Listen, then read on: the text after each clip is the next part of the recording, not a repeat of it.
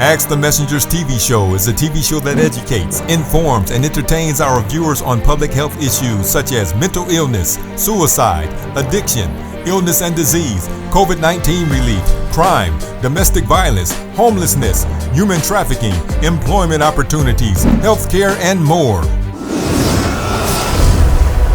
And now, Ask the Messengers. Reality TV has been a huge success and has captured millions of viewers week after week, season after season.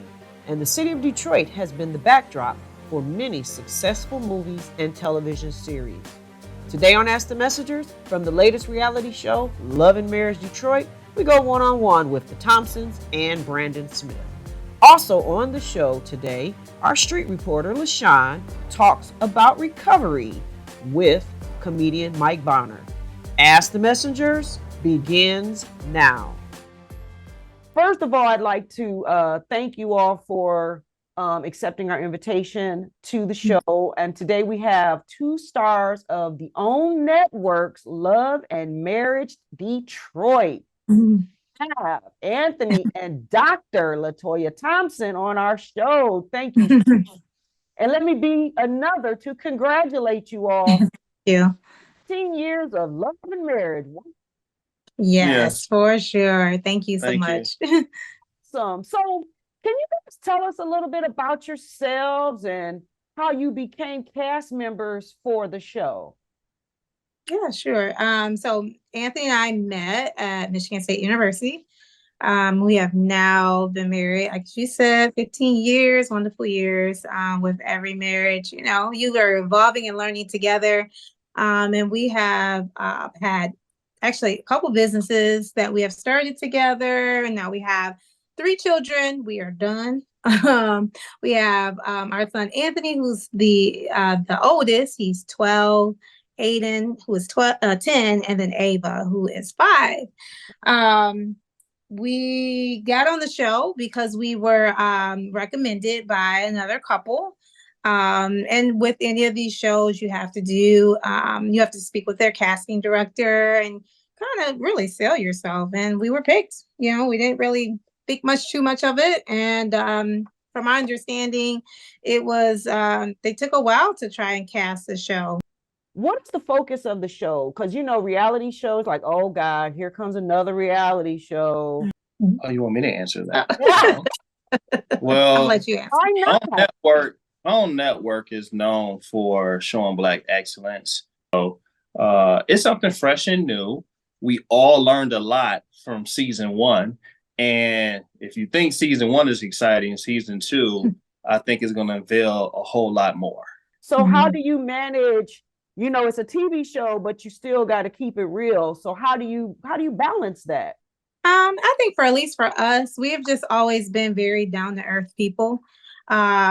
We've been around, our family has been around a lot of fame as well, like just in general. So I don't think it was something that was it for me. It was a little new when people are like now can recognize you, but I think that one thing that keeps us centered and grounded is God and our relationship with God. So it wasn't something that, or it's not something that's difficult for us, but I think it's also important that people see that it is reality, but there is also producers. There's it's a whole thing behind it, which I didn't realize a lot. And we are also true, real people.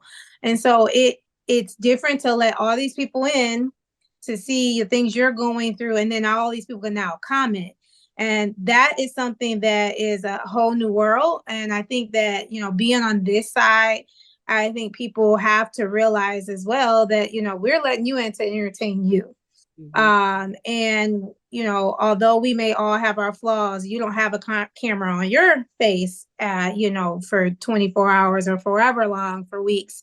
Right. Exposing some of your imperfections. So give us some grace. You know, we all are learning. And I think that at least in our franchise, in our show, you really do see the dynamics of relationships and working through those. And, you know, trying to get through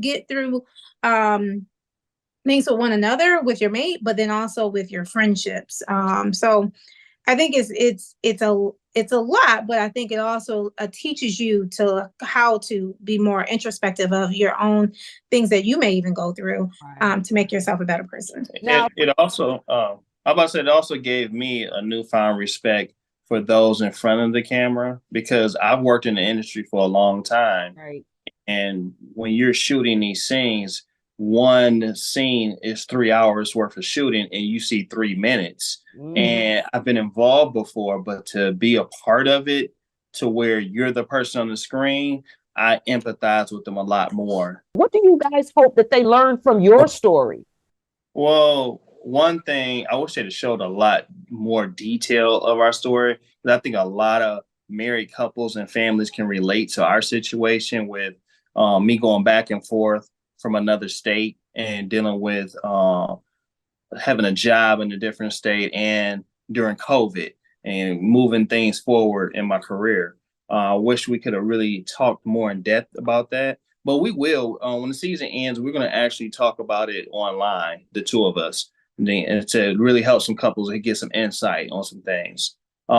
As well, I just think besides seeing the show, I really want our city to know that they need to get behind this and our people in general, the whole community, because that's what's going to help bring other shows to our city. So the fact that we have this, God gave us this opportunity, we need to get behind it so we can usher in new opportunities. So this is a very important show. This is a very important time, especially with Carlos being from here, us being from here, and we all coming together to build something. We want it to be super successful so that not only Oprah and the entire network see it, but also other networks and film companies and say, oh, they do numbers there. I want to do more. So that's what's going to open the doors for Detroit as a whole in the state of Michigan. And I think too, especially our personalities, we've always been about pushing others forward as we're climbing. As we're climbing, we wanted to bring y'all with us. And so for this, as many, like I said, as many people that may not like it or that want to say anything negative about it, it's just like we're looking for an opportunity, one, but also to open the door for everyone else. Because again, we haven't had this. And numbers, the numbers don't lie. And we've been actually doing pretty well. So we want to make sure that, we are successful so that we can open the door for other shows to come to Detroit. Because Stay tuned for more of Ask the Messengers.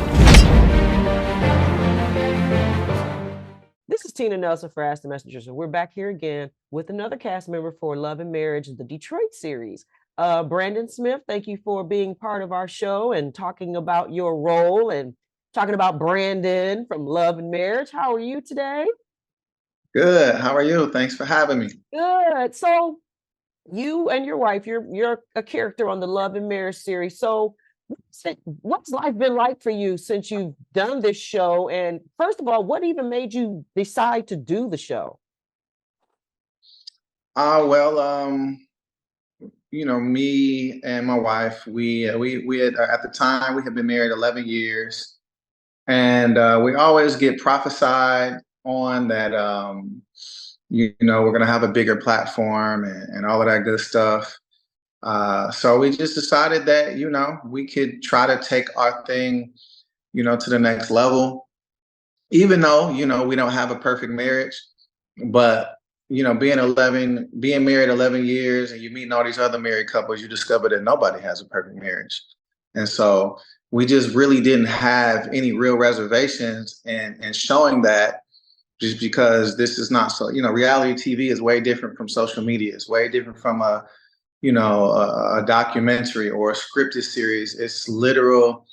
They're going to show more of the flaws than anything. So we understood that, but we know that this is going to make our platform bigger.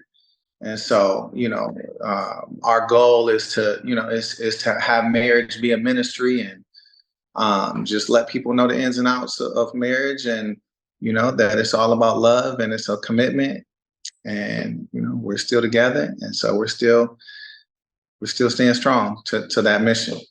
That's awesome. So throughout the series, there's a lot of you all are not only are you showing the married life. You all are also showing and introducing your own individual businesses. There's a lot of music and a lot of music studios and a lot of sessions. So I know that you are has studio and you run a studio. So tell us about your business and how did that make you feel to be able to bring that to this larger platform? Oh yeah, my business is called Star Factory. This is our 18th year in business. I started Star Factory because I wanted to create a place that aspiring recording artists could come to groom their talents. And we've been here, almost 2 decades now, doing our thing. And it's going really good. And I'm really glad that the show was able to show some of it. I wish they could have showed more. And actually, there was a lot of stuff that was cut out that I was really, hoping would be in there. But the one thing that I'm doing now is it's a songwriting service called Songs with Love. And so at the end of our anniversary picnic, it was kind of tumultuous during it, but at the end of it, I felt like I kind of saved the day when I revealed a song that I wrote for our 11-year anniversary to my wife, and they cut that out. So, but that song is called I Still Know. And that I was going to use that kind of as the launching pad to launch this business, Songs with Love. So basically, me and my team, we will write, couples and loved ones will write a song based on their own unique love story. So you tell us your story, we'll write a song, and you'll have that as a gift that'll last a lifetime. How can someone reach you? Best way is always Instagram, just DMing me on Brandon Smith Inc. That's Brandon Smith Inc. Or they can hit my business page, which is Star Factory AD.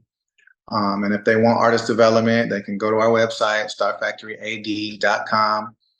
And or they can just email me, brandon@starfactoryad.com. Nice. So before I let you go, just tell me this. Will you do another reality show? Well, Really? I will say that, I'm not like a natural communicator. Okay. So, these forced conversations started to get a little stressful during filming. Okay. And then these unwarranted opinions also can provide a little bit of stress if you allow it to. But overall, I would say the jury is still out because I'm still waiting to reap the full, benefits of a bigger platform and a bigger brand. And I feel like it's just starting to happen now that we're kind of wrapping up the season.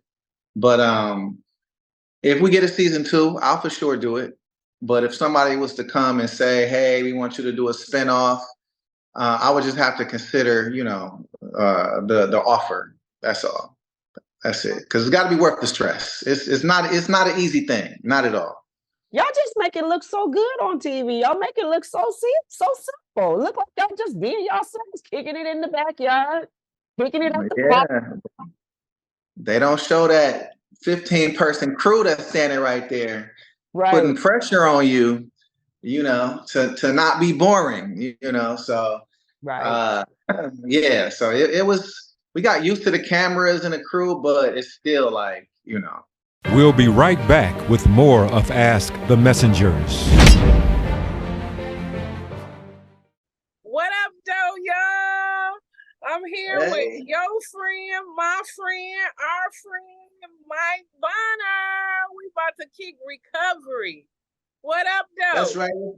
What's going on, Missy? You good? How you feeling today? You all right? I'm all right. How about yourself? I'm blessed and favored by God. That's what's up. So let's jump into this. What was your drug of choice? My drug I did mainly was marijuana and alcohol. That was pretty much it for me. Marijuana and alcohol was that had me going. Mainly alcohol, because that is so readily available, alcohol. And then being a nightclub entertainer, I was always around alcohol. And then my weed head comedian friends, marijuana, marijuana, marijuana. So I'd be smoking and drinking, smoking and drinking. And I never bought no weed myself. I was always I had lips and fingertips. That's all I brought. They say the first one is always free. Yeah, always free. That was this. Then it was a downward spiral. So how old were you with your first encounter with marijuana? My first encounter with marijuana? Yeah, first how old time, were you? I hope my mama don't see this. I was in 8th grade. But then I stopped, didn't do it again until I was in my 20s. Wow. And how old were you with your first encounter with alcohol? About my first encounter in high school, senior in high school, I had a beer. And I was like, I played sports. So I had that one beer, I feel so guilty. I must have did 1,000 push-ups that night, like 1,000 push-ups. I was went home and just worked out the entire night. I felt so guilty. But then once I became an adult, I got into comedy. I got into stand-up comedy at about 23 years old. And you drink for free. Most clubs give you 2 cocktails for free. After that, you pay for them. I would always get my 2 cocktails and use them both. And then I would pay for them the rest of the night.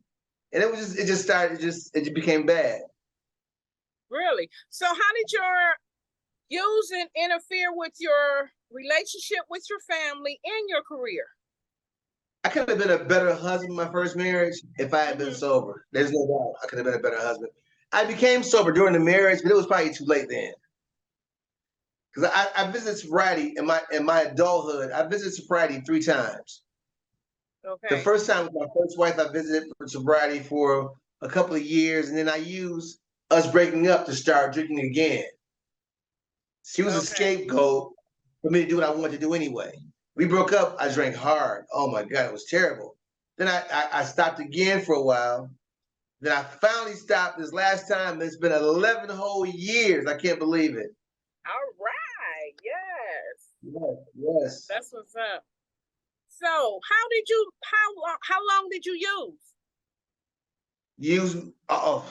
Marijuana and alcohol. How long? Early 20s to 11 years ago.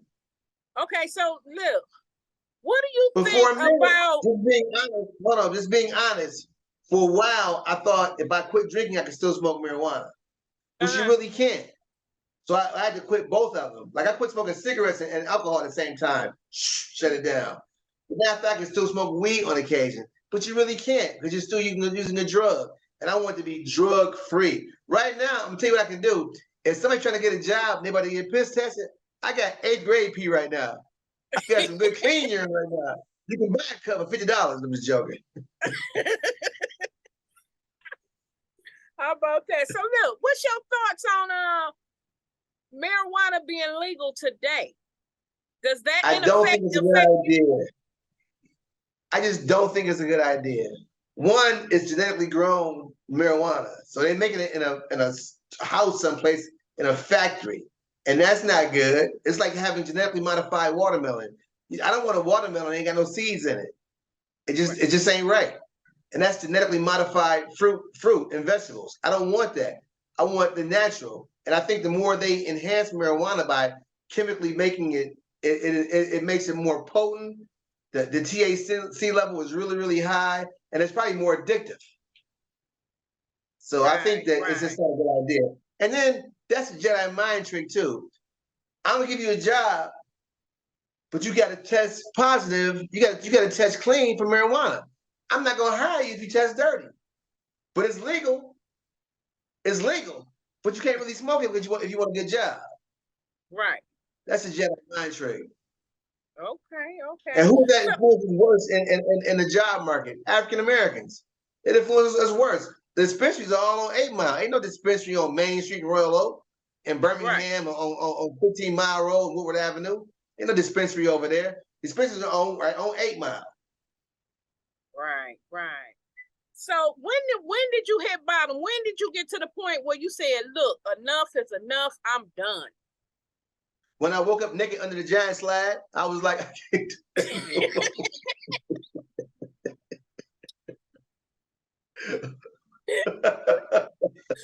No, I was just like, it was a few times. When Obama won, became president, his first election, that was a bad time for me. I got so drunk that night, I drove to the sheriff's station and parked in the driveway and went to sleep. It was bad.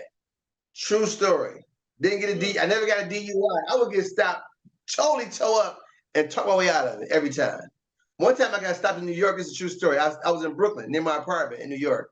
Mm-hmm. And the officer stopped me. He said, "Have you been drinking?" I said, "Officer, come on now. It's 1 o'clock in the morning on a Friday night. Of course I had a couple. You're a nice guy. I'd probably buy you a drink when you're in a bar together." And he said, "Park your car and walk home." And I parked my car and had to walk home back into my apartment in Brooklyn. Wow. I want you to look into the camera and I want you to give somebody out there a hope shot that might be thinking about picking up alcohol or might be thinking about smoking some weed. Give that person a hope shot. The hope shot. Marijuana, you can't get a job. You can't get a job. You want smoking marijuana. And plus that, it's going to affect your memory as you get older.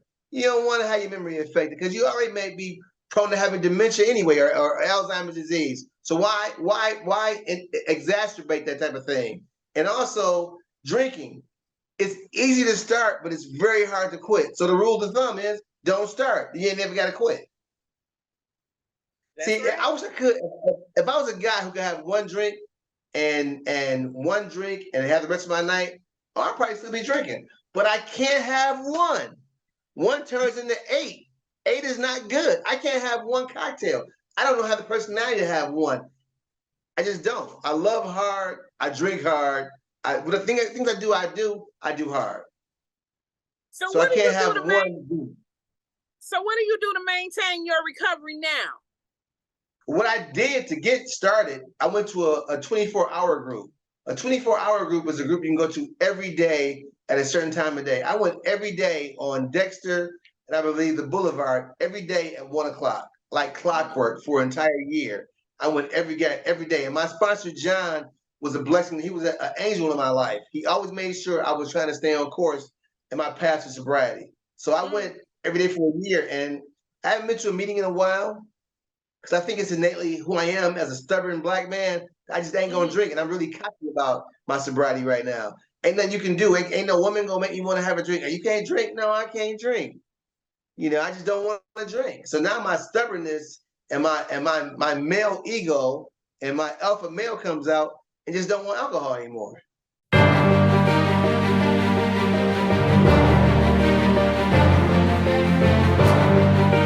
Well, that concludes this week's episode of Ask the Messengers.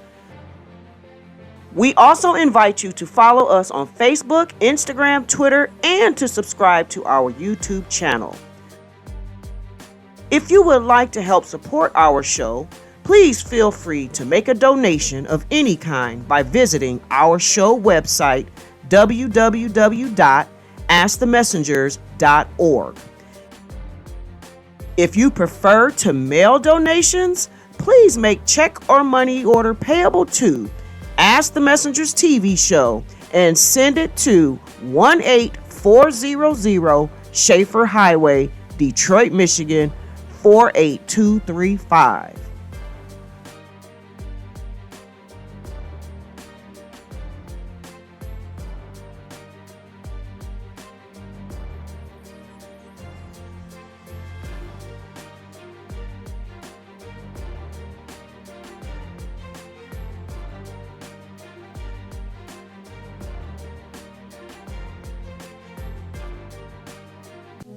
Ask the Messengers is the program that deals with things that help you.